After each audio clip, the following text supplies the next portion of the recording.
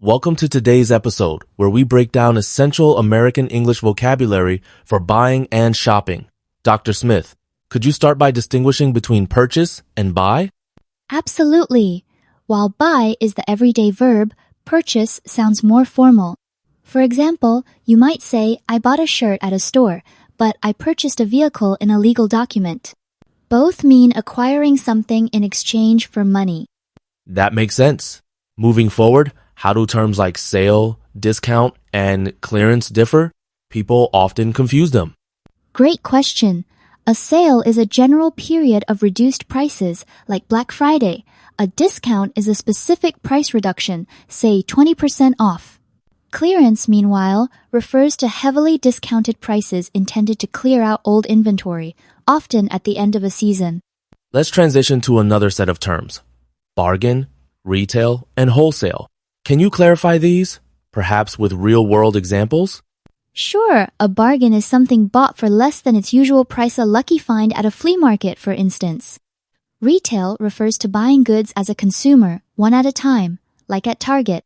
Wholesale means buying in bulk, often for resale, such as a shop owner purchasing 100 shirts from a distributor.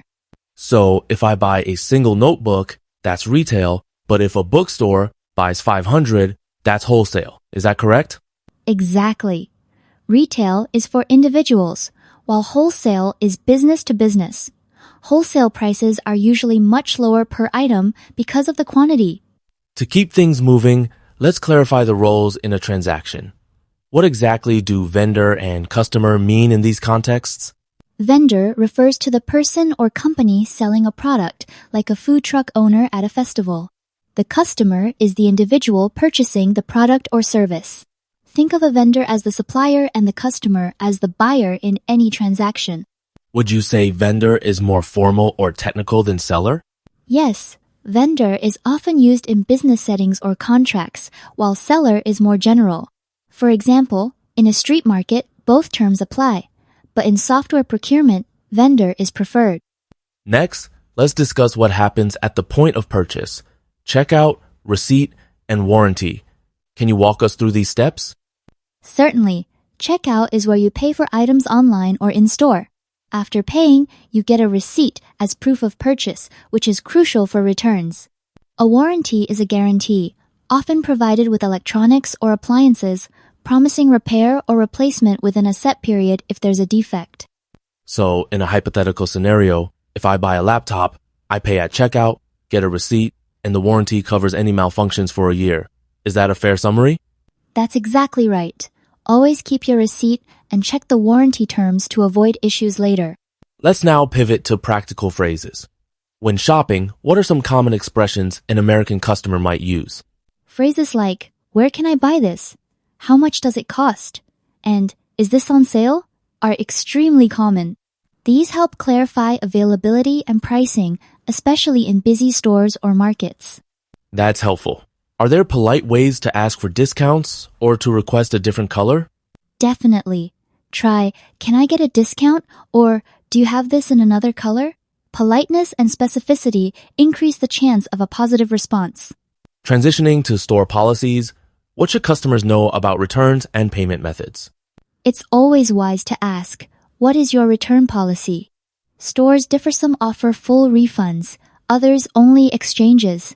For payments, do you accept credit cards? Is essential, especially at small businesses, many of which may only accept cash or certain cards. Can you share a scenario where knowing these policies prevented a problem? Absolutely. Imagine buying shoes for a gift, but they don't fit. If you've checked the return policy and kept the receipt, you're more likely to get a smooth exchange or refund. Let's delve into grammar. How does the imperative mood play a role in giving buying instructions in English?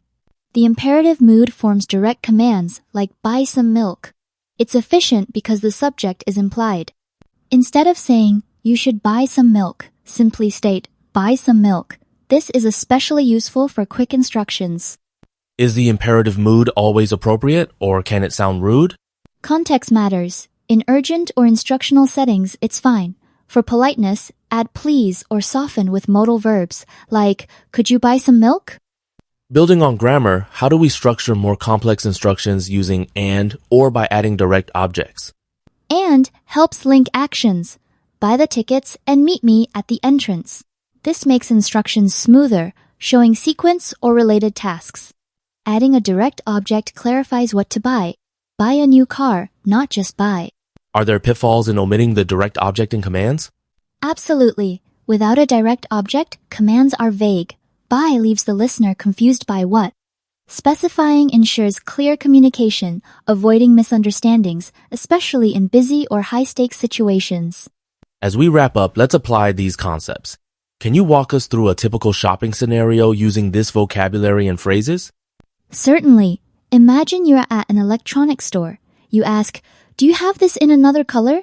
At checkout, you say, "Can I pay with a credit card?" After purchase, you check your receipt and confirm the warranty. These steps ensure a smooth, informed transaction. That's a comprehensive example. Any final tips for non-native speakers navigating American stores? Practice these phrases, understand store policies, and don't hesitate to ask questions. Clear communication, using the right terms and grammar, leads to better shopping experiences and fewer misunderstandings.